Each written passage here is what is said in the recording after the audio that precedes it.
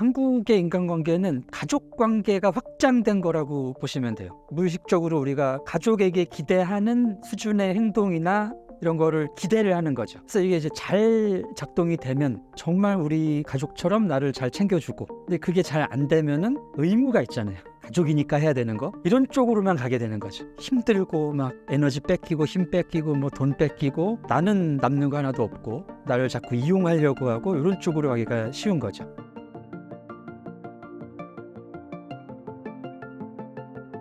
안녕하십니까. 멸종위기 1급 토종문화심리학자 한민입니다. 반갑습니다. 현재 우리나라 이혼율과 이혼 실태는 어떤가요? 한국인들이 다른 나라 사람들에 비해서 특히 인간관계를 어려워하는 거는 아닌 것 같고요. 이제 한국 사람들이 인간관계에 대해서 어렵다고 느끼는 부분, 이제 그런 쪽으로 이제 준비를 해봤습니다. 제일 어려운 부분이 이제 사람 사이에 선을 유지하는 것 같은데요. 한국인들이 관계에서 그 다른 사람의 영역을 넘어가는 걸 잘합니다. 선을 넘는다고 표현을 하는데, 특히 이제 좀 연령이 있으시거나 사회적 지위가 있으신 분들이 내가 이제 나보다 지위나 연령이나 이런 게 아래에 있는 사람한테 해도 된다고 생각하는 그 행동의 범위가 좀 넓어요. 다른 쪽에서는 그런 거를 이제 당하는 쪽의 입장에서는 되게 이제 나의 사생활을 침해하는 것처럼 느낄 수도 있고, 참견을 하고 이렇게 간섭을 하는 것처럼 느낄 수가 있죠. 그런 부분이 좀 특히 이제 사회 경험이 없는 사회 초년생들이 많이 어려워하시는 것 같습니다. 겉으로는 좋은 사람처럼 보이지만 피해야 하는 사람의 특징은 무엇인가요? 이 한국의 대인 관계가 선을 넘는다는 말씀을 드렸는데, 경험 있으시겠지만 시청자 여러분들께서도 우리가 조금 친해지다 보면은 이제 호칭을 넣잖아요. 말을 놓고 나이 물어보고 이래가지고 호칭을 놓는데, 이제 뭐 형, 누나, 언니, 오빠, 뭐 나이 차이가 좀 있으면은 뭐 삼촌, 이모 뭐 이런 사이가 되는 거죠. 공식적으로는 뭐 회사 동료일 수도 있고 뭐 사장님이라 부장님 이런 분들일 수도 있는데, 호칭을 그렇게 하는 순간 굉장히 이제 가족 같은 분위기가 되는 거예요. 그래서 이 연장자 또는 이제 말을 놓는 쪽에 있는 사람, 이분들이 이제 다른 쪽에 있는 분들한테 내가 너를 위해서 하는 얘기야 라는 식으로 이제 간섭이나 참견을 하시는데, 이게 정말 나를 위해서 하는 얘기인지 아니면 이제 자기 편하자고 나를 약간 이용한다든가 나를 자기 마음대로 이렇게 조종을 하려고 가스라이팅 비슷하게 하는지를 좀 구분을 잘 해야죠. 근데 이제 당하는 쪽의 입장에서 당한다고만 하긴 좀 그렇지만, 이쪽에 있는 입장에서도 뭐 예를 들어서 좀 심리적으로 어렵다든지 외롭다든지 괴로운 일이 있다든지 하게 되면은 이렇게 막 나만 믿어 뭐 편하게 나한테 다 얘기해 이런 식으로 얘기해주면 또 상당히 좋거든요. 좋으면서 이제 그런 가스라이팅에 말릴 수가 있는 거죠. 이 사람이 나를 위해서 해주는 얘기다, 그러니까 저 사람 얘기를 들어야 되겠다 하면서 이제 자기를 조금씩 잃고 이러기가 쉬울 것 같습니다. 무조건 나한테 잘 해주고 나한테 좋은 얘기를 해주는 게 꼭 좋은 사람이라는 뜻은 아니죠. 말씀해주신 사람들을 피할 수 있는 방법이 있을까요? 그게 이제 어려운 점이죠. 한국형 인간관계에 이제 진짜 어려운 점이, 누가 나에게 도움이 되고 누가 나에게 힘이 돼주는 사람이고 누구는 이제 그렇지 않은지. 말은 다 좋게 해주고 뭐 다 나를 위해서인 것처럼 얘기를 하는데 그렇지 않은 경우가 분명히 있거든요. 그걸 구별하는 방법은 이제 자기가 본인에 대한 이해를 충분히 잘 하고 계셔야 될 것 같습니다. 자기 객관화 또는 이제 나의 뭐 객관적인 능력이라든지 나의 뭐 역량이라든가 이런 거에 대해서도 좀 어느 정도는 파악을 하고 있어야지, 사실 그런 별로 역량이라든가 가능성 뭐 이런 잠재력이 별로 사실은 없는 분들도 계시잖아요. 객관적으로 보면은 이제 그런 분들이 너는 할 수 있어, 넌 다 잘할 거야, 너 내 말대로 해, 나만 따라와, 이런 얘기에 잘 말릴 수가 있거든요. 너는 지금 엄청난 가능성이 있고 조금만 돈을 갖다가 여기다가 투자를 하면은 되게 잘 될 거고, 이런 거에 이제 말리지 않으시려면 나는 그 정도까지는 아닌데 저 사람이 나의 뭐를 보고 나를 이렇게 부풀려서 칭찬을 하지, 나 이렇게 좋은 쪽으로 날 얘기를 해주지, 요 의심을 해보실 필요가 있다는 거죠. 근데 사실 이제 너무 외롭거나 이런 이제 사회적 지지가 필요하신 분들은 그런 거에 이렇게 혹하시는 분들이 많습니다. 그래서 뭐 사이비 종교라든지 이런 데서도 그런 혜택을 사실 제공을 하거든요. 여기 오면은 굉장히 재밌습니다. 여기 오면은 되게 서로 의지를 해줍니다. 뭐 다 잘하실 수 있어요. 힘이 돼주고 하니까 그러면서 이제 자신을 잃게 되는 거예요. 자기를 잃지 않는 범위에서 인간관계를 관리를 하셔야 될 것 같습니다. 한국은 미국 같은 나라들과 비교해서 어떤 차이점이 있을까요? 한국의 인간관계는 그 가족 관계가 확장된 거라고 보시면 돼요. 그러니까 엄밀하게 가족은 아니고, 하지만 이제 가족 호칭을 쓰면서 무의식적으로 우리가 가족에게 기대하는 수준의 행동이나 이런 거를 기대를 하는 거죠. 그래서 이게 이제 잘 작동이 되면 진짜 우리 가족이 아닌데 정말 우리 가족처럼 나를 잘 챙겨주고 또 정말 마음에 힘이 되고 안정이 되고 이런 관계가 될 수도 있습니다. 근데 그게 잘 안 되면은 가족의 이제 특징 중에 하나가 그런 이제 심리적 안정감이나 정서적 지지 외에 의무가 있잖아요. 가족이니까 해야 되는 거 이런 쪽으로만 가게 되는 거죠. 그래서 이제 힘들고 막 에너지 뺏기고 힘 뺏기고 뭐 돈 뺏기고 나는 남는 거 하나도 없고 나를 자꾸 이용하려고 하고 이런 쪽으로 가기가 쉬운 거죠. 이런 식의 문화는 뭐 서양에는 당연히 잘 없고요. 이제 개인주의 문화라고 할 수 있는 서양에는 친구라든지 직장에서 만나는 관계 같은 경우는 이제 뭐 퇴근하면 끝이고 동료들끼리 뭐 술 한잔 하러 간다든가 이런 일도 거의 없고, 일본이나 중국도 우리하고는 꽤 달라요. 일본이나 중국은 이렇게 나이를 한 살 정도로 따지지 않습니다. 한 5살 정도까지는 이제 거의 우리가 이제 동무, 친구 개념으로 지내는데, 근데 또 그게 뭐 완전 평등한 건 아니고요. 일본 같은 경우는 이제 직급, 사회 경험 이런 거에 따라서 상당히 서열적입니다. 이 서열이 어떻게 보면 우리보다 더 서열적이에요. 우리는 이제 형, 누나, 언니, 오빠, 삼촌, 이모로 서열은 지어지지만 이게 가족이기 때문에 동생이 형, 오빠, 언니한테 앵기기도 하고, 그죠? 삼촌, 이모, 고모한테 떼도 쓰고 이러잖아요. 이게 어느 정도 되는데 이제 일본은 그게 좀 없고 굉장히 좀 건조한 그 수직 관계가 두드러지고, 중국은 관시라고 하죠. 나랑 정말 그런 사이가 돼도 된다라고 이제 서로가 합의한 관계를 관시라고 하는데, 관시 안으로 들어가면은 가족보다 더 진한 관계가 됩니다. 유비관우 장비 같은 이런 의형제, 피를 나눈 한날 한시에 죽고 막 거의 그런 관계까지 가는데 거기까지 가기가 쉽지가 않죠. 그래서 이제 그 관시가 아닌 관계는 굉장히 개인주의적이기도 한 게 또 중국의 관계. 그러니까 이제 한국은 좀 구별되는 측면이 있죠. 의외로 쉽게 가족처럼 가까워지기도 하고, 거기서 이제 얻는 것도 많지만 또 이제 굉장히 피곤하다. 구별하지 못하면. 한국은 몇 개월 차이로도 나이를 나누는데 이유가 뭔가요? 제 심리적 우위를 점하려고 하는 것 같아요.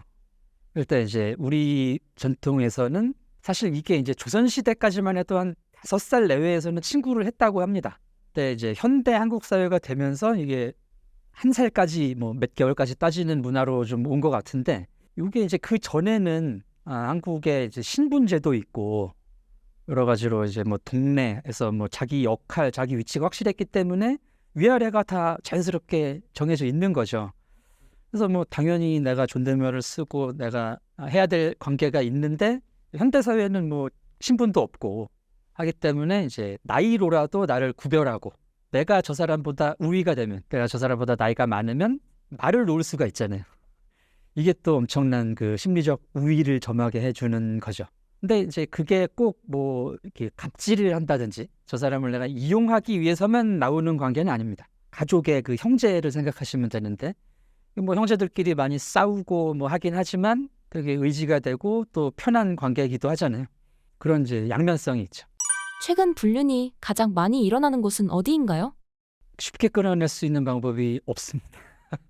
왜냐하면 이제 관계라는 게 내가 일방적으로 저 사람하고 이렇게 맺고 있는 게 아니기 때문에 저쪽에서 섭섭해할 수도 있고, 또 이제 저 사람이 인간적으로는 상당히 좀 피곤하지만 내가 저 사람의 관계를 내가 이용해야 될 필요가 있는 경우도 많잖아요. 이제 사회인들의 경우에는. 그래서 기본적으로는 이제 관리를 하시는 게 제일 좋죠. 좀 피곤하다고 해서 그때그때 끊어내는 거는 정답은 아닌 것 같습니다.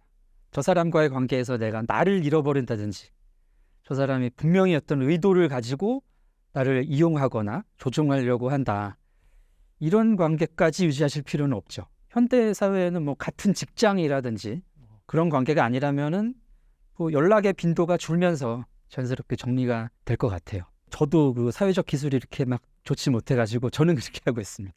연락을 안 하는 방법. 직접 상담하신 것 중에 최악의 불륜 사건은 어떤 게 있나요? 여러 사람들이 있겠지만은 제 경험으로는 나의 상황이나 나의 지위와 관계없이 이 사람과의 관계가 항상 좀 일정하게 유지가 되는. 그러니까 뭐 내가 돈이 많다고 해서 나한테 뭐 비굴하게 군다든지, 돈이 없다고 해가지고 뭐 안 본다고 그런다든지, 제가 뭐 유명해졌다고 해서 갑자기 뭐 앞에서 찬사를 늘어놓는다든가, 제가 뭐 별 볼 일 없이 산다고 해가지고 저를 무시하거나 이런 게 아니라, 예전에 뭐 어느 순간인가 뭐 친구가 됐고 관계를 맺었으면은 그 관계로 계속 유지가 되는 사람이 진짜 좋은 사람인 것 같아요. 제가 그 여러 인생의 스테이터스가 상태와 지위가 많이 변동이 있었는데, 그때마다 어떤 친구들은 이렇게 이런 이유로 좀 멀어지기도 하고, 아니면 제가 좀 꺼려지기도 하고 그렇더라고요. 별로 관심도 없었는데 막 연락이 와가지고 이제 저를 이용 아닌 이용을 한다든지, 아니면 또 이제 제가 어려운 시기가 됐을 때는 뭐 연락을 해도 잘 안 받고 만나지 않으려고 하고 이제 이러면은 이제 상처를 받고 그랬죠. 이제 그러면서도 그 좀 한결같은 친구들이 있었습니다. 그때 이 사람들이 이제 끝까지 같이 가야 될 사람이구나 하는 거를 그런 때 느꼈죠. 좋은 사람들과 좋은 관계를 오래 유지하는 노하우는 무엇인가요? 중요한 게 좀 적정 거리를 오히려 유지를 하는 게 좋지 않나 싶어요. 막 좋다고 뭐 너무 막 자주 보고 자주 만나고 오래 얘기하고 이러면은 좀 지칠 수 있거든요. 그리고 성인들은 적어도 한 30 넘어가면은 이제 에너지가 딸린다는 거를 이제 느끼실 텐데, 그런 식으로 이제 밀착적인 관계를 유지하기가 힘들거든요. 그래서 이제 너무 좋고 가깝고 사랑하는 친구들이지만 약간 또 시간을 띄울 필요도 있고, 또 중요한 게 나이를 먹으면서 느끼는 건데, 좀 내가 한번 도움을 받았거나 했으면은 좀 어느 정도는 갚을 필요도 있는 것 같아요. 모든 인간관계가 좀 교환 관계이긴 합니다. 한 번 받으면 한 번 줘야 되고 이런 관계이긴 한데, 한국 사람들은 그게 조금 달라요. 살짝. 이제 한 번 줬다고 해서 바로 갚으려고 그러면은 아우 나 이런 거 원하고 한 게 아니야 하면서 이렇게 오히려 섭섭해하는 분도 계시고, 근데 그렇다고 해서 또 받기만 하는 거는 또 이제 예의도 아닐 뿐더러, 이제 내가 아무리 그 아끼는 사람이기 때문에 아낌없이 주다 가도 이건 좀 너무한데 싶을 때가 있을 거거든요. 염치도 없나 저거는, 이제 이런 느낌이 들면은 멀어질 가능성이 있죠. 그래서 이제 제가 좀 어려운 상황이다 그러면 한 2번에 1번 정도는 그래도 뭐 밥을 산다든지 그 정도, 아니면 뭐 밥을 얻어 먹었으면 차를 산다든지, 이런 식의 그 좀 상호관계가 있어야 될 것 같습니다. 한국인들만의 특징은 무엇이 있나요? 한국인들의 가장 큰 특징이라고 하면은 자기 가치감이 높다라는 말로 요약을 할 수 있을 것 같아요. 그러니까 이제 자기에 대한 생각이 있지 않습니까? 근데 이제 한국인들의 자기에 대한 생각은 내가 좀 가치 있는 사람이다, 내가 약간은 대단한 사람이다, 약간은 능력이 있는 사람이다, 어느 정도 이상은. 요런 게 이제 기본적인 자기상인 것 같아요. 그래서 이제 여러 가지 한국의 사회 문화 현상으로 연결이 되죠. 이게 자기 가치가 높다는 것은 기준이 높다는 얘기죠. 나는 이 정도 대우는 받을 수 있어, 나는 이 정도 수준으로는 살아갈 수 있어 라는 생각을 하면은 거기에 미치지 못하는 지금 내 상황을 굉장히 불행하게 또 받아들인다는 얘기잖아요. 그래서 이제 한국인들의 그 높은 불행, 낮은 행복도 이런 쪽에 이제 직접적인 영향을 미치는 것 같고요. 또 이제 비교를 하는 이유도, 나는 이 정도 되는 것 같은데, 끊임없이 남들하고 비교를 해야지 내 위치를 또 파악을 할 수 있지 않겠습니까? 파악을 했을 때 이제 나보다 내가 대단하니까 나 정도 되는 사람하고 비교를 아무래도 많이 하겠죠. 근데 객관적인 지금 내 상태의 나보다는 내가 될 수 있는 상태의 나랑 비교를 한단 말이에요. 그러니까 이게 상향 비교가 되고, 상향 비교를 하면은 또 가슴이 아프고, 그런 식으로 뭔가 이제 평소에 쉽게 행복하기 어려운 마음가짐이 되는 것 같아요. 비트코인 1억과 정고점은 다시 돌파 가능할까요? 이건 좀 가설 수준의 이제 얘기이긴 한데, 몇 가지 이유가 있을 것 같습니다. 일단은 이제 한국이 현대 사회가 되면서 상당히 이제 노력 여하에 따라서 성취할 수 있는 부분이 굉장히 컸어요. 코피 터지게 공부하면은 좋은 대학 가가지고 좋은 직업 가지고 돈을 많이 벌 수 있는 길이 열려 있었다는 거죠. 그런 식으로 이제 내가 노력 여하에 따라서 성취를 할 수 있고 그거를 또 옆에서 많이 보니까 나도 저거 할 수 있지 않을까. 저 우리 동네 살던 앤데 성공했네? 나는 왜 못해? 이런 게 굉장히 강한 거죠. 근데 사실 이제 서구도 그렇고 세계 여러 나라들이 현대 사회에 있어서 계층의 상승을 이룬 나라들이 그렇게 많지 않습니다. 이제 유럽이나 이제 서구 나라들은 신분제가 아직도 작동을 하는 부분이 있어요. 그래서 영국, 프랑스, 독일 같은 데는 사람들이 뭐 사회 어떤 지도층이라고 하죠. 사회 주도층, 고연봉을 받고 뭐 국회의원이라든지 이런 이제 그 전문직이 되려면은 뭐 특정 대학 이상을 가야 됩니다. 뭐 우리도 그렇지만, 근데 우리는 그거를 고등학교 때까지 하잖아요. 그래서 이제 고등학교 때 그 코피 터지게 공부를 하고 뭐 굉장히 경쟁이 심하고 그런데 이 유럽 같은 경우는 중학교 가면서 이게 결정이 많이 돼요. 거의 중학교 가면서 거의 대부분의 학생들은 실업계라든지 이렇게 이제 내가 크게 이렇게 사회적 성취랑 관계 없는 삶을 살겠구나라고 결정이 되고 그렇죠. 그러니까는 우리는 이제 내 그 어떤 사회적 성취나 운명이 결정되기 직전까지 힘든 거죠. 계속 비교를 해야 되는 거죠. 아예 내가 뭐 초등학교 다닐 때 나는 그냥 이렇게 살아야 되겠구나. 이게 결정된다면은 이렇게까지 누구랑 비교를 할 필요도 없고 힘들지 않지 않을까 합니다. 근데 뭐 그런 사회가 돼야 된다는 얘기는 아니고 누구에게나 기회가 있다고는 하지만 옆에 있는 친구가 경쟁자가 되는 이유가 될까요? 그런 쪽으로 우리가 이제 불행감 또 불안감, 경쟁, 이제 치열한 경쟁 때문에 불안감을 많이 경험하고 있는데 어떻게 보면 또 우리 사회가 아직은 계층 상승이라든지 이런 가능성이 있기 때문에 나타나는 현상이기도 하죠. 한국인이 불행한 이유 중 하나로 표준의 문화를 말씀해 주셨는데 어떤 의미인가요? 또 이제 한국 현대사화하고 밀접한 관계가 있는데요. 우리가 이제 조선 시대가 마무리가 되면서 이때까지 해왔던 것을 이제 거의 부정을 했습니다. 이건 전근대, 유교, 뭐 이제 이거는 뭐 미개한 거라는 식으로 이제 과거와 완전히 안녕을 하고 이제 우리가 새롭게 현대 한국이 돼야 된다. 근데 이제 그냥 한국이 아니라 선진 한국이 돼야 된다라는 이제 목표가 있었죠. 7, 80년대 이제 굉장히 강하게 선진 한국 도약 뭐 이제 이런 식의 사회적 표어도 있고 그런데 그러면서 그 기간 동안에 이제 어떤 삶의 표준들을 형성하기 시작한 거예요. 그래서 뭐 사람들이 살려면은 뭐 서울에 뭐 방이 몇 개가 있는 아파트에서 살아야 된다. 차는 아이가 몇 명이 있으면은 배기량이 어느 정도 되는 차를 타야 된다. 뭐 어느 정도 직업에 어느 정도 경제적 수준을 가졌으면은 이런 식의 또 뭐 취미를 가져야 된다. 어떤 뭐 가전제품이 집에 있어야 된다 하시는 등등 표준이라는 생각이죠. 이 정도는 해야 뒤떨어지지 않는다. 그러니까 이제 그 표준이 있으니까 내가 거기에 맞나 하고 이제 또 비교를 하게 되고 도달하지 못했으면 굉장히 불행하고 불안하고 하게 되는 거죠. 근데 이 표준이라는 게 또 이제 한국인들의 어떤 심리적 특성상 그 상한이 별로 없습니다. 그리고 산술적인 평균하고 심리적인 평균이 좀 달라요. 산술적인 평균으로 대한민국 사람들의 평균 연봉이 200에서 250만 정도입니다. 근데 이제 커뮤니티 같은 데 보면은 한 500은 벌어야 사람 노릇하는 것 같이 여겨지잖아요. 서울에 뭐 강남은 아니더라도 한 30평대 집이 있어야 결혼을 할 수 있을 것 같은 말이 안 되는 거지. 근데 이제 그게 그 표준에 대한 생각하고 연결이 되면서 저기 도달을 해야 된다라는 압박감으로 작용을 하는 것 같아요. 근데 이제 언제까지 이게 지속될 수는 없고 하기 때문에 이제 언젠가는 균형을 맞겠지만 균형이 맞춰져 가겠지만 당장은 굉장히 괴롭고 그런 분들이 많으실 것 같습니다. 커뮤니티 같은 현실과 동떨어진 세계에 있다 보면 현실에 적응하기 힘들 것 같은데요. 한국인이 특별히 그런 점은 없을까요? 그렇게까지 가면은 조금 병리적인 쪽인 것 같은데 그래도 한국 사람들이 현실에서 뭔가를 하려고 합니다. 그게 이제 일본하고 조금 다른 측면이라고 저는 보는데요. 현실이 힘들 때 일본 사람들은 약간 환상으로 도피를 해야 된다고 그러나?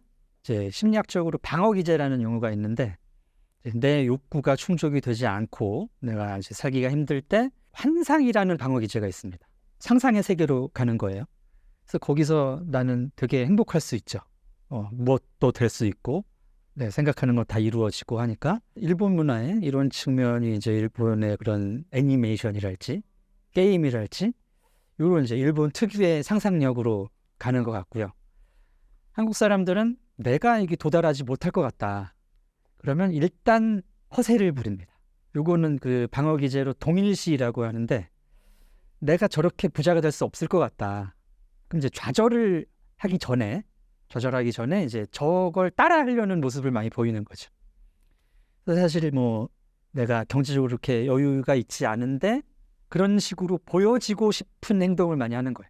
평범한 차를 타고 있는 사람이 괜히 차 키에다가 벤츠 문양을 붙인다든가 보이게 찍어가지고 인스타에 올린다든지 아니면은 남의 그런 차, 어떤 남의 그런 삶의 모습 앞에서 자기 사진을 찍은 다음에 자기 사진인 것처럼 가상의 이미지를 만든다든지 아니면 이제 하루 한 달 번 돈을 다 써가지고 오마카세나 이런 해외여행을 가가지고 사진을 많이 찍어서 내 이미지라고 소비를 하고 두어 달 어렵게 살고 이제 요게 첫 번째 단계이고요. 두 번째 단계는 이제 분노를 합니다.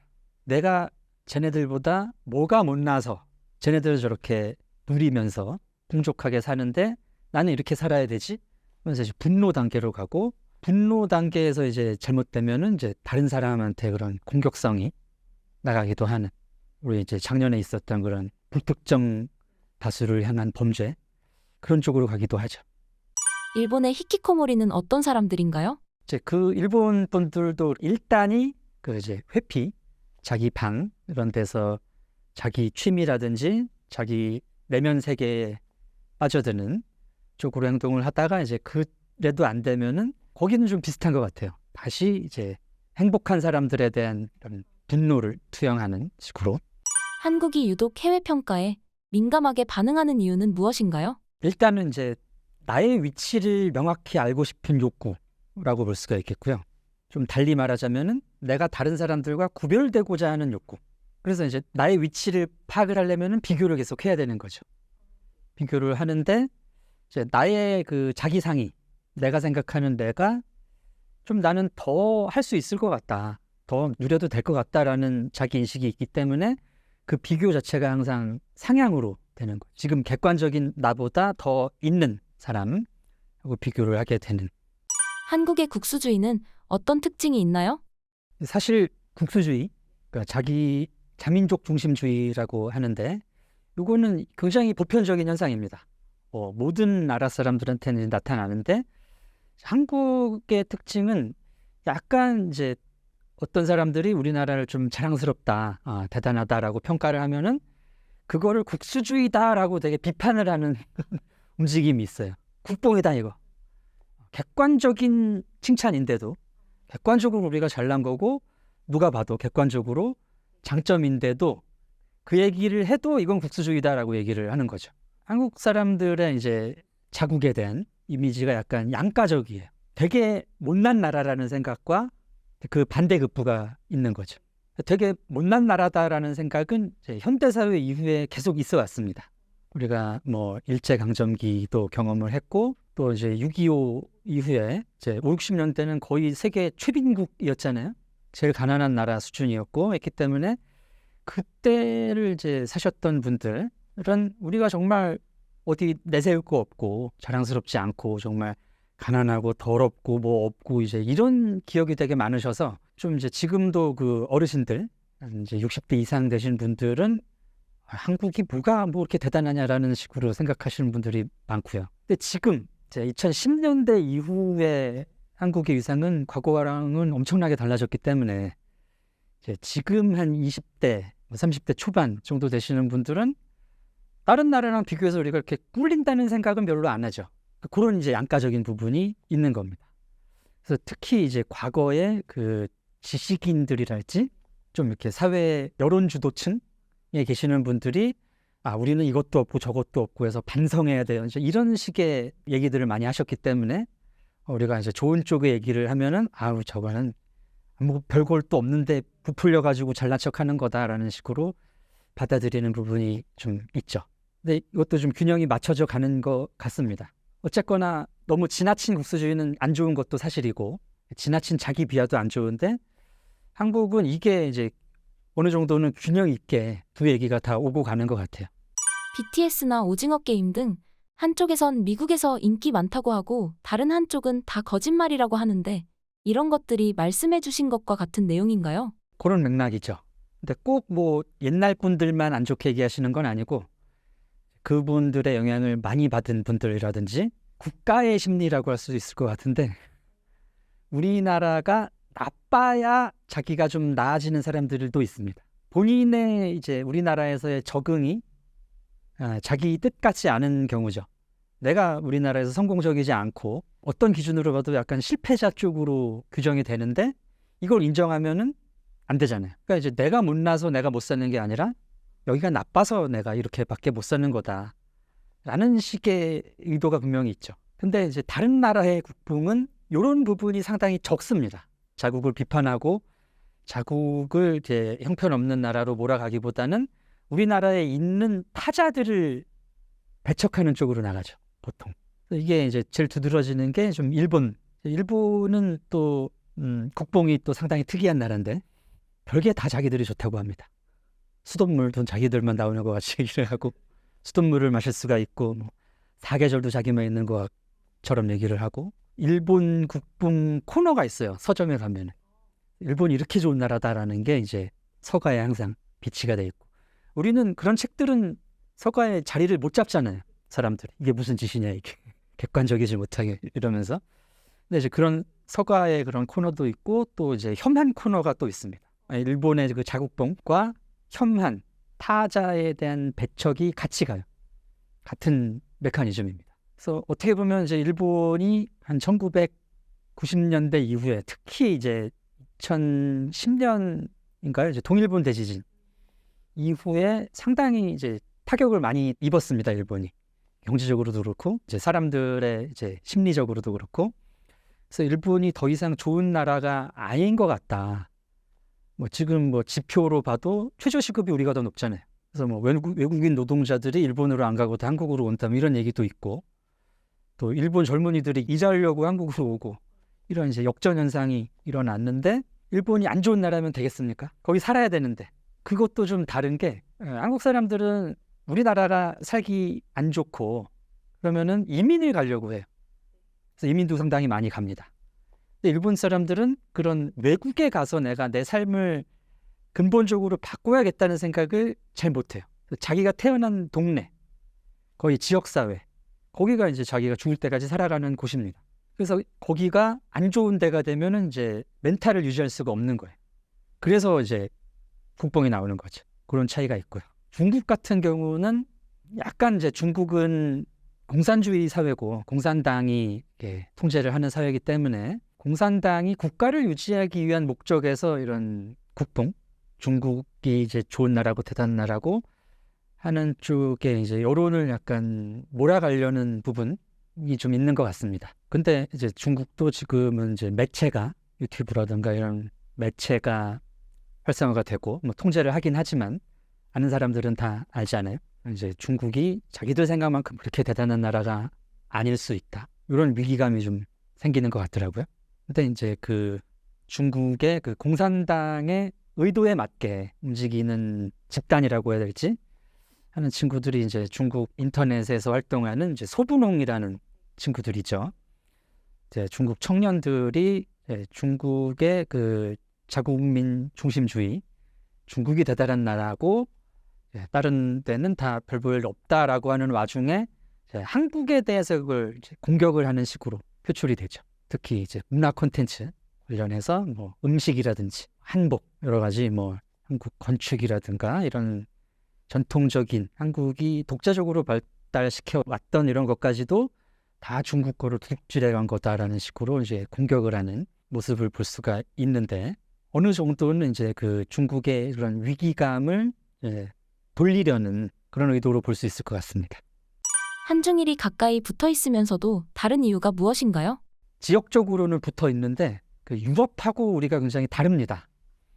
유럽은 나라라는 개념이, 국가라는 개념이 생긴 지가 그렇게 오래되지 않았어요. 근대 이전만 해도 뭐 그냥 쓰는 말만 다르고 그냥 이 지역을 지배하는 집안이 다른 거지, 어떤 국가라는 개념으로 이 사람들이 이렇게 살았던 사람들이 아닌데, 한중일은 옛날부터 굉장히 우리가 서로 다른 결의, 다른 종족이라는 생각이 굉장히 강했죠. 그래서 거의 뭐 한 삼국시대 이후부터는, 지금으로부터 1000년 전부터는 굉장히 이제 민족적으로 또 다른 사람들이다라는 생각이 있었기 때문에 이런 식으로 좀 나타나는 것 같습니다. 선 넘는 한국과 선 긋는 일본에는 구체적으로 어떤 차이점이 있나요? 일단 이제 학술적으로 말씀을 드리면 이제 자기관이라는 개념이 있는데요. 이제 나에 대한 생각인데, 이제 내가 다른 사람들과의 사이에서 내가 어떤 식으로 행동하는 존재냐라는 개념입니다. 이제 한국 사람들은 주체성 자기라는 생각이 이제 강한데, 이게 이제 내가 다른 사람들하고 있을 때 내가 좀 눈에 띄어야 되고, 내가 내 영향력을 다른 사람들한테 미칠 수 있다라고 생각을 하는 거예요. 근데 일본 사람들은 대상성 자기라고 해가지고, 내가 여러 사람들하고 있을 때 내가 튀고 내 얘기를 하는 것보다는 저 사람의 얘기를 내가 듣고 나는 거기서 이제 잘 묻어가는, 뛰지 않는 게 중요하다라고 생각을 합니다. 이게 이제 자기에 대한 생각에서 두 나라의 문화, 또 이제 사람들의 행동이 갈라진다고 볼 수가 있는데, 이 배경은 뭐 공동체에 대한 생각인 것 같아요. 공동체에 대한 생각. 일본부터 말씀을 드리자면, 일본은 그 지역 공동체가 자기 삶에 굉장히 중요한 의미를 가져왔던 문화였습니다.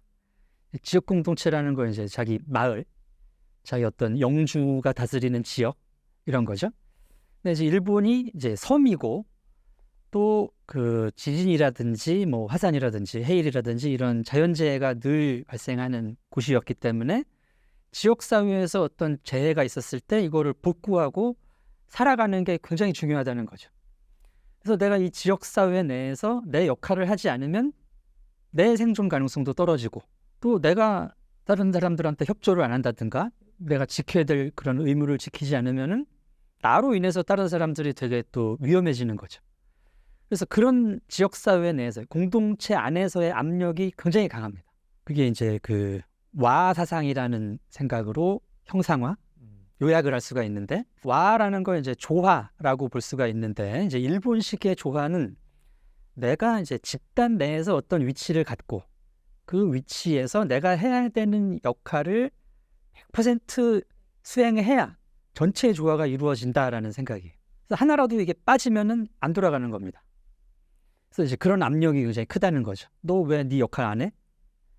그럼 이제 항상 거기에 대해서 신경을 쓰고 살아야 되는 거죠. 그래서 나의 어떤 자의성, 내가 다른 사람들한테 영향을 미치고 내가 뭘 하기보다는 이미 정해진 것을 따르는 게 맞고, 그게 또 이제 편하고 한 문화인 거고요. 한국은 이제 일본보다는 뭐 자연도 좀 안정적이고, 우리는 이제 대신에 외적의 침입을 많이 받았죠. 이제 한국의 역사를 보면은 그 의병이랄지 승병이랄지 이런 이제 굳이 내 지역이 아닌데 왕에 대한 충성이라고 해석하기도 뭐하고 한데, 이제 이런 세력들이 나타나가지고 소위 이제 나라를 구하잖아요. 우리의 공동체에 대한 생각에서 나온 거죠. 자, 우리의 공동체는 남이 아닌 겁니다. 그러니까 말 그대로 우리는 남이 아닌데, 한국의 우리는 가족인 거죠. 지금도 그 남일에 참견하시는 분들, 또는 이제 좋은 의미로 해가지고 뭐 길거리에 뭐 사고가 났다 그러면은 꼭 모르는 분들이 와가지고 도로 정리하시고 쓰레기 줍고 막 하시잖아요. 근데 그때 이제 왜 그랬냐라고 물어보면은 남일 같지 않아서 내가 참견을 했다라고 얘기를 하는 거예요. 근데 이때 남이 아니란 얘기는 이제 내 가족이란 얘기입니다. 우리가 이제 다른 사람들을 가족 호칭으로 부르고, 관념적으로도 뭐 군사부 일체, 임금님이 아버지고 뭐 아버지 밑에는 다 형제 자매고 가족이고 하겠죠. 그런 차원도 있고 해서 이제 우리 지역이 아닌 지역에 뭐 적의 침입을 받았는데 그걸 또 두고 볼 수가 없는 거예요. 남일이 아니기 때문에. 그래서 가서 도와주고, 스님들도 종교인들 심지어 살생을 금해야 되는데 그렇게 사람을 죽여요. 근데 이제 이게 사람을 죽인다는 것보다는 저들이 죽일 우리 가족들, 이 사람들을 이제 두고 보지 못하는 거죠. 이런 측면 때문에 우리는 나의 주체성, 내가 지금 뭔가를 해야 된다라는 게 조금 더 일본보다는 강조되어 왔던 것 같고요. 특히나 이제 현대 사회 이후에는 내가 하기에 따라서 나의 삶의 범위가 완전히 달라지는데, 내가 이만큼 더 뭘 할 수 있다, 내가 저 사람한테 어떤 영향력을 또 미칠 수 있다 라는 생각으로 살아가는 것 같습니다. 한국의 어떤 부분이 일본과 다른 문화를 만들어냈을까요? 가장 근본적인 부분은 저는 양육에서부터 시작이 되는 것 같은데, 이제 한국 부모님들, 특히 이제 한국 어머님들이 아이들을 굉장히 사랑으로 키우십니다. 그리고 이제 우리 아이의 되게 가능성을 높게 평가해요. 애가 공부를 못하면은 아유, 우리 애가 친구를 잘못 사귀어서 그렇다. 애는 머리가 좋은데 노력을 안 한다, 이런 식으로 얘기를 하시잖아요. 그러니까 우리 아이는 되게 가능성이 있는 아이예요. 그리고 항상 칭찬을 많이 해주시고. 근데 이제 일본의 부모님들은 칭찬을 별로 안 합니다. 그럴 수가 있나 싶은 느낌이 드실 텐데 칭찬을 잘 안 해요. 그리고 이제 어렸을 때부터 어떤 공공 질서라든지 아이지만 지켜야 될 거, 이런 위주로 양육을 하시죠. 이제 조사를 해보면 부모님한테 칭찬받은 기억이 별로 없다, 이렇게 나와요. 근데 우리는 칭찬을 많이 받았지 않습니까? 과하게, 약간 과하게. 그래가지고 이제 이거를 요약해 주는 게 왜 우리의 기를 죽여, 이 얘기죠. 일본 사람들은 우리 애가 뭐를 하면은 너 그러면은 사회에 폐가 되는 짓이야, 이렇게 얘기를 하지만 우리는 우리 애가 남들한테 폐를 끼쳤어도 뭐라고 혼내면은 왜 기를 죽이냐, 또 이제 잘못된 거긴 하죠. 근데 이제 그 정도로 아이의 가치감이랄지, 이제 네가 뭔가를 할 수 있다라는 쪽에 이제 양육이 있는 거죠. 타인을 대하는 한국과 일본의 차이점은 무엇이 있을까요?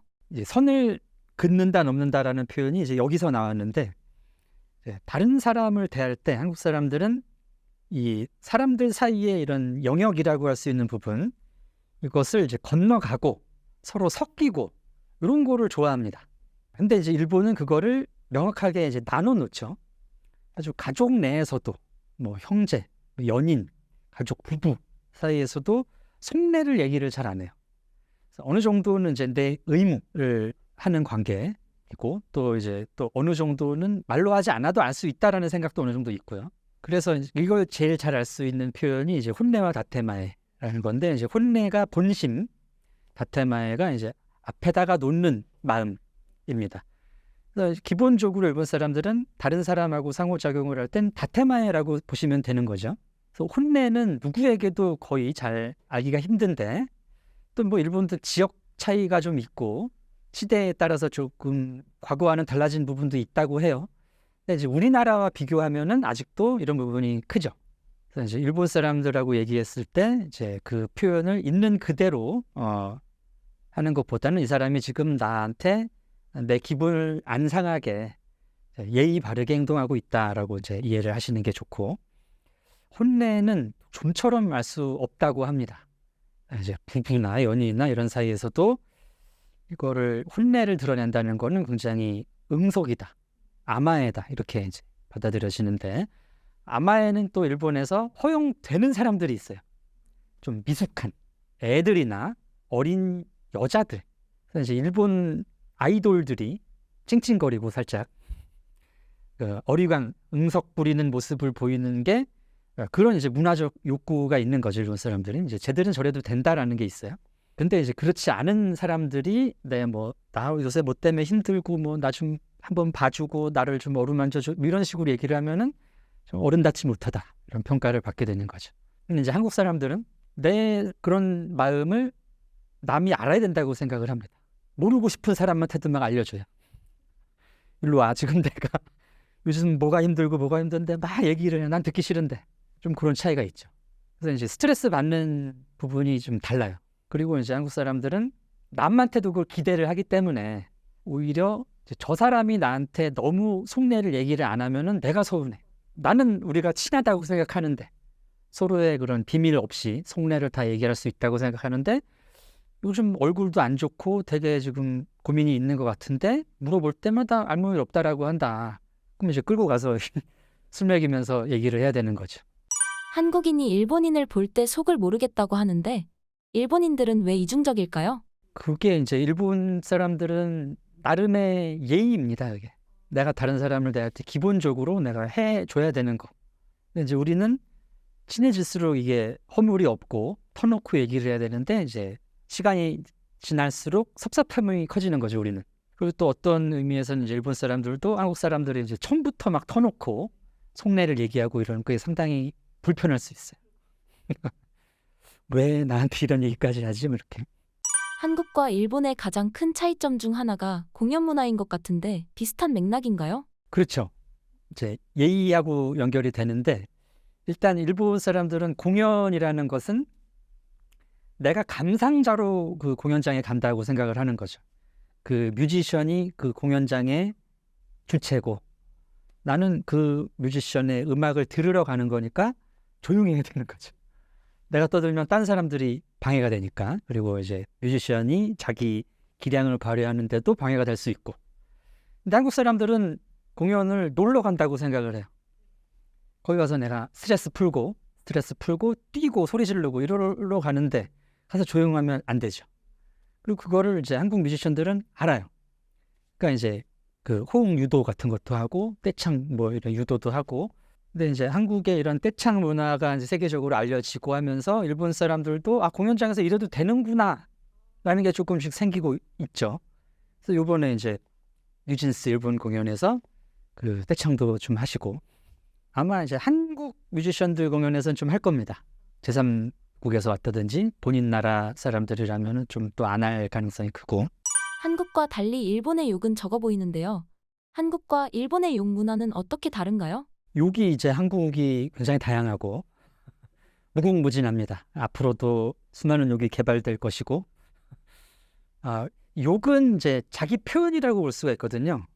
내가 지금 기분 나쁘다, 화가 났다라는 거를 누가 알아야지. 한국 사람들의 기본 마인드예요. 내 상태를 누군가가 알아야 된다.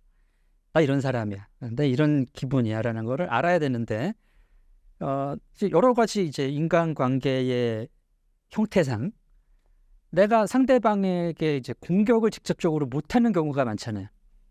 뭐 그래도 되면은 한 대 줘받거나 때리거나 이럴 수도 있는데 그러면 안 되고 뭐 사회적으로 같이 살아야 될 사람들이고 하기 때문에 이제 욕을 하는 거죠. 우리는 기분 나쁘고 그럴 때마다 사람을 죽이면서 상해를 입힌다든지 그런 문화도 있습니다. 총 쏘는 나라라든가 범죄율이 우리나라랑 상상을 초월하게 차이가 나는 나라들이 있잖아요. 뭐 치안도 치안이지만 그런 부분도 분명히 있는 거죠. 우리는 뭐 인터넷에서 뭐 보고 그러면은 막 서로 욕하고 뭐 사회 갈등 지수가 엄청 높고 이런 것 같지만 그 죽고 죽이고 이런 나라는 아니에요. 표현의 방식이라고 볼 수가 있습니다. 물론 저 갈등 수준이 낮다는 얘기는 아닌데 심리적으로 굉장히 스트레스를 받고 하긴 하지만 그걸 표현을 될 수 있으면 이제 말로 또는 글로 하는 문화이고요. 일본은 이제 욕을 잘 안 합니다. 이제 조사를 해봤더니 욕이랄 게 없어요. 똥이라든지 뭐 동물 뭐 이런 정도인데 바보 뭐 이런 거. 근데 이제 일본은 그 사무라이 문화였기 때문에도 그렇고 또 아까 말씀드렸던 이제 공동체 내에서의 조화가 중요하기 때문에 그런 식으로 이제 나의 그 미래를 드러내서는 안 되는 거죠. 그래서 이제 다테마에 항상 내가 이 사회의 역할을 하는 구성원으로서 조화를 유지하고 있다라는 거를 드러내야 되니까 욕을 하면 안 되죠. 근데 스트레스는 받잖아요. 때리고 싶고 공격하고 싶고 이제 이런 경우에 이제 지금 예전에 있었겠습니다만은 저주라는 방식이 있습니다. 이제 저주도 이제 일본의 그 주술사들이 그 저주 대행을 하는데 일부는 주술사라고 많이 하고요. 우리는 이제 무당이라고 하지 않습니까? 우리는 무당한테 갈 때 누구 저주해달라고 하지 않죠. 언제쯤 제가 잘 되겠습니까? 라든지 뭐 어떻게 해야지 뭐 돈이 들어올까요? 뭐 어떻게 해야지 뭐 남자친구 여자친구 생길까요? 이런 거 나한테 잘 되는 쪽으로 물어보려고 간단 말이에요. 근데 일부는 그런 얘기도 하겠지만은 저 사람을 좀 연맥여 주세요. 저 사람 잘 안 되게 해주세요. 이런 얘기를 하러 많이 간대요. 그래서 이제 저주라는 것이 욕을 드러내고 못하기 때문에 그런 이제 타인에 대한 공격성이 발현되는 형태인 것 같고, 또 한편으로는 이제 그 묵지마 범죄 같은 쪽으로 일본이 이제 과거부터 조금 우리랑은 좀 다른 형태의 공격 그 범죄 유형이었죠. 요즘은 우리도 좀 그런 형태의 범죄들이 나타나고 있습니다만은 한국의 범죄 형태는 조금 분노 조절형, 홧김에 뭐 했다, 홧김에 불질르고 홧김에 사람 치고 이런 식이 많은 반면에 이제 일본 사람들은 표면적인 이유가 잘 안 보일 때가 많아요. 왜 그랬지 하다 보면 이제 그런 사회에 대한 분노 이런 게 이제 그런 식으로 표출이 되는, 이제 직접적으로 표출하는 것이 금기이기 때문에 나타나는 현상이 아닐까 싶습니다. 일본의 이지메와 한국의 갑질은 어떤 차이점이 있나요? 일본의 이제 이지메라는 거는 그 집단의 개인에 대한 제재의 성격이 강합니다. 집단 내에서 이 집단의 규율이라든가 지켜야 될 걸 지키지 않은 개인에 대해서 집단 구성원들이 굉장히 이제 분노를 하면서 제재를 하는 게 이지메거든요. 근데 이런 형태의 문화적 문제점, 문화적 제재, 문화적 사적 제재는 이제 한국에는 잘 없죠. 한국은 이제 과거에 이제 이지메랑 비슷한 유형의 전통 문화가 조리돌림이라는 게 있었습니다. 공동체의 규범을 어기거나 이제 문제를 일으킨 사람을 당터 같은 데서 이렇게 무슨 죄를 저질렀다라는 거를 쓰고 돌리는 거예요. 하루 한나절 정도 이렇게 그치면서 사람들이 막 손가락질하고 비웃고 이제 이런 게 조리돌림인데, 그걸 당하면 굉장히 부끄럽고 창피하고 하긴 합니다. 근데 이제 이 사람의 이 집단 구성원으로서의 권리는 하나도 건들지 않아요. 손가락질하고 다음 날도 좀 창피스럽긴 하겠지만은 그냥 그 구성원으로 살아갈 수가 있는데, 일본의 이지메는 이제 그런 그 집단 구성원으로서의 권리 자체를 박탈을 한다는 거죠. 너는 여기 멤버가 아니야. 아예 이제 공기 취급을 한다든지 살아갈 수가 없게. 이런 식으로 이제 그 분노가 표출이 됩니다. 한국형 사회 문제는 이제 갑질일 텐데요. 갑질은 집단 대 집단의 이런 갑질도 있어요. 근데 이제 갑질에는 기본적으로 이 사회적 지위가 들어갑니다. 내가 너보다 위다라는 게 들어가고, 위에 있는 사람이 아래 지위에 있는 사람에 대한 뭐 무리한 요구, 이런 것들을 갑질이라고 하죠, 보통. 그래서 이것은 그 주체성 자기라고 말씀드렸던 내 영향력을 이제 극대화하는 방식 중에 하나인데, 이제 굉장히 좀 안 좋게 극대화를 하는 거죠. 갑질하는 사람들의 심리는 어떤가요? 일단 그 자기 영향력을 미치고 싶은 욕구 때문에 나타나는 것 같아요. 인격적으로 잘 완성이 돼 있는 부자라든지, 인격적으로 잘 완성이 돼 있는 뭐 사회적 지위가 높은 분들 같은 경우는 마트라든지 뭐 주차 요원 뭐 이런 사람들한테 함부로 하지 않습니다. 근데 보통 이제 자기가 어느 부분에서든지 좀 이제 부족함을, 열등감을 느끼는 사람이 내가 다른 사람 위에 서고 싶은 욕구, 이게 좀 왜곡돼서 나타나는 게 갑질인 것 같아요. 자기가 영향력 있는 사람이고 싶은데 그렇지 못하니까 자기의 아주 별거 아닌 내세울 수 있는 우월성을 가지고 남들 위에 서려고 하는 이런 성격이 갑질이죠. 외국인들은 절대 이해 못하는 일본 술자리 문화는 무엇인가요? 남녀의 역할이 굉장히 구분이 된다는 건데, 여성들이 남자들을 계속해서 챙겨주는 분위기입니다. 술잔이 비면 계속 따라준다든지, 뭐 남자가 뭐 이렇게 먹다가 흘렸다 쏟았다 그럼 이제 막 자기가 닦아준다든지, 뭐 얘기를 하고 그러면 계속 뭐 대꾸를 해주고 웃는 얼굴로 대해주고, 뭐 이런 거의 뭐 접대 수준의 일들을 여성들이 한다는 거죠. 고기도 여자들이 계속 굽고 안주가 떨어지지 않게. 우리 느낌으로는 이게 동등하지 않은 남녀의 관계가, 이런 느낌이 많이 있습니다. 그렇다면 일본은 술자리에 앉을 때 남녀가 번갈아 가면서 앉아야 하나요? 그렇죠. 우리도 좀 언제까지는 한 90년대, 2000년대 초반까지는 약간 그런 게 있었어요. 특히 좀 지위가 있으신 분들하고 술자리가 있을 때는 그 옆에 여자분들을 앉히려고 하고 좀 이런 모습이 있었는데, 지금은 이제 큰일 나죠. 그러면 그런 좀 전통적인 남녀에 대한 생각이 우리나라는 이제 빨리 바뀌는 측면이 있는 반면에 일본은 좀 유지가 된다고 할까요? 그런 부분이 있습니다. 말씀하신 문화가 현재 한국에선 많은 문제가 될 것 같은데 일본은 현재도 그런 상황인가요? 역사가 길다면 길다고 할 수 있는데, 에도 막부 이후에 이제 일본의 그 여성의 지위가 이제 많이 내려가기 시작합니다. 그러면서 이제 여성의 역할이 상당히 그 남성에 비해서 이제 종속적이 되고 대상적이 되고 이제 성적인 측면으로 좀 가는 흐름이 있었어요.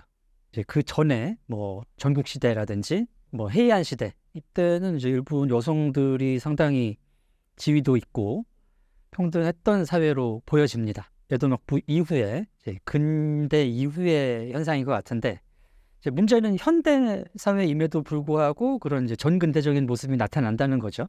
성 역할에 대한 이제 조사를 해보면은 이제 일본이 그게 가장 크게 나타나는 사회예요. 남자는 남자의 역할이 있고 여자는 여자의 역할이 있고 그게 이제 전통적인 일본의 그 자기 자리에 대한 생각입니다. 이제 그 선을 넘지 못하는 게 이제 일본의 그 중요한 심리적 특징인데 남자의 남성성, 남자의 남자로서의 역할, 여자의 여자로서의 역할 역시 내가 사회에서 해야 되는 기본적인 의무 비슷하게 생각을 하는 거예요.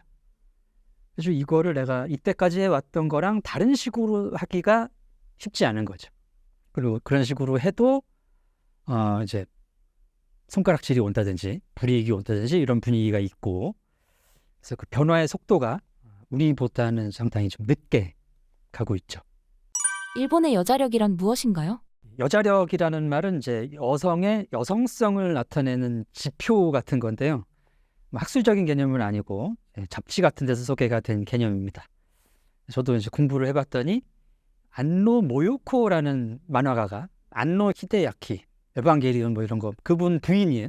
부부가 다 만화가인데 이분의 이제 작품 중에서 여자력이라는 용어가 처음 등장을 했어요. 작품에서의 안노 모요코 씨의 여자력은 그냥 이제 여성의 어떤 진취성이라든지 여자로서의 능력에 대한 표현이었는데 이게 2001년에 처음 등장을 했고 2009년에 이게 올해의 유행어 뭐 이런 식으로 잡지에 소개가 됐는데 2009년에 소개가 될 때는 이미 여성의 여성한 부분, 페미닌하고 이제 남자들한테 좀 잘해주고 이제 좀 여성스럽다라는 얘기를 소위 듣는 요런 지표를 이제 여자력이라고 하기 시작했습니다. 그러면서 이제 한 10년도 이상의 시간이 흘렀는데 계속 그런 식으로 쓰이고 있죠.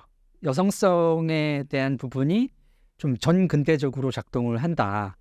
그리고 이제 그런 여자력이 높은 여성이 남성들뿐만 아니라 여성들에게서도 높은 평가를 받고 그런 측면이 있습니다. 그래서 그런 것 때문에 이제 술자리 문화도 그런 식으로 나오는 거고요. 여자력 올리는 컨설팅 그런 것도 있습니다. 뭐 무슨 옷을 입어야 되고 뭐 남자들한테는 어떻게 해야 되고 뭐 그런 산업도 있다고 하더라고요. 여자력의 사례는 어떤 게 있나요? 이제 뭐 옷차림이라든가 뭐 앉는 자세, 뭐 하는 말투. 말투는 이제 일본어가 좀 어려운 것이 말 자체가 남자어 여자어가 따로 있습니다. 뭐 말투만 있는 게 아니라 쓰는 단어 자체가 여자가 써야 되는 단어, 남자가 써야 되는 단어가 따로 있죠. 그래서 이제 여담입니다만은 일본 애니메이션 잘못 보고 일본어를 배우시면은 일본 가서 40대 남성이 이제 10대 여자의 말투로 얘기를 하는 경우도 있고 제 아는 후배는 30대 여성이었는데 일본 사극을 보면서 일본어 공부를 했어요. 그래서 일본 가서 얘기를 했더니 왜 막부시대 말을 쓰시느냐 막부시대 사무라이 말투를 쓴다 여자가 뭐 이런 경우도 있었고 어쨌든 그것도 이제 일본인들의 어떤 선이죠. 내가 지켜야 되는 이제 여성성에 대한 생각이 이제 다르기 때문에 그 아이돌을 보시면 일본 아이돌은 굉장히 이제 여성스러움을 강조를 하는 경우가 많습니다. 그래서 좀 미숙한, 좀 어리광 부려야 될 것 같은.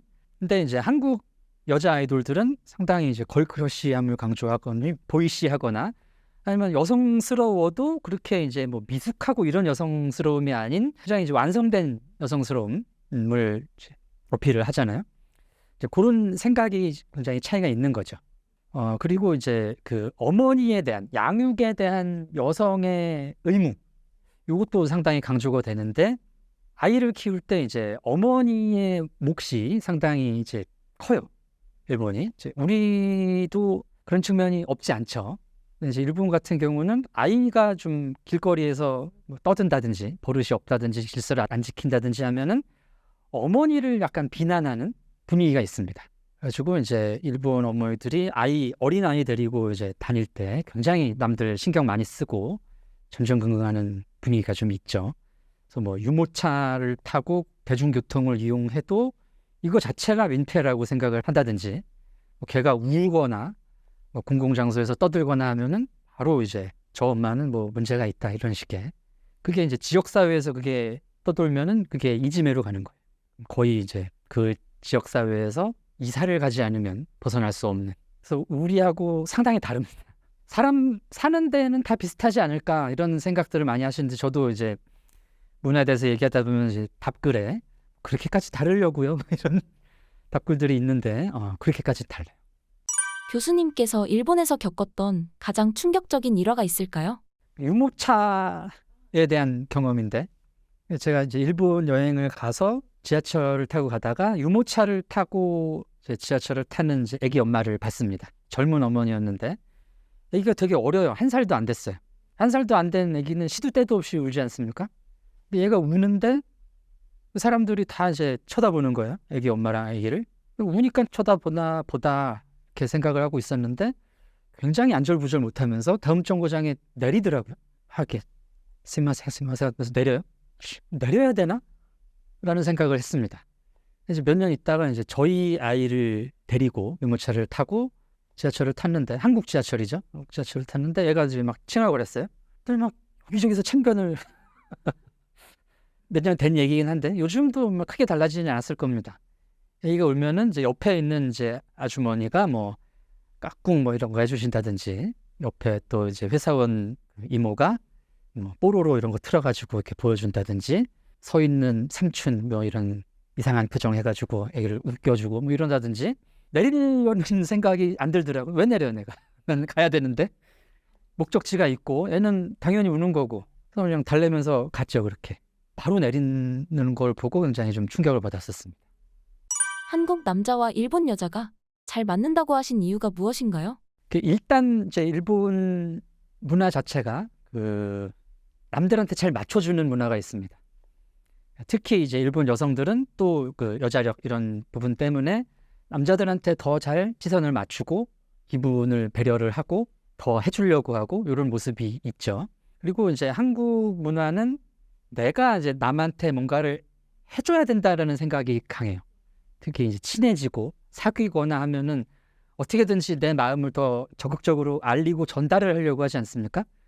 그래가지고 연락도 자주 하고 뭐 술자리에서도 이제 챙겨주고 이러는데, 일본에서는 여자가 남자를 챙겨준다면은 한국 사람들은 남자가 여자를 막 챙겨주니까 일본 여자들 입장에서는 되게 신선하죠.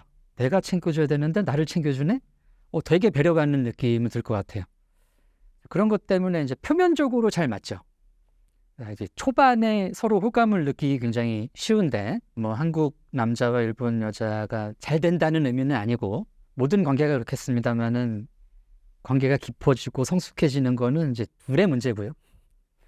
문화적으로는 이제 서로 호감을 쉽게 느낀다? 이 정도로 보시면 좋을 것 같습니다. 일본은 연애할 때 연락하는 빈도수가 한국과 많이 다르다던데 진짠가요? 저도 이게 잘 안 믿어져서 일본 사람 볼 때마다 물어보는데, 볼 때마다 그렇더라고요. 그러니까 예를 들면 이제 전화나 이런 거를 며칠씩 안 할 수 있다. 사귀는데.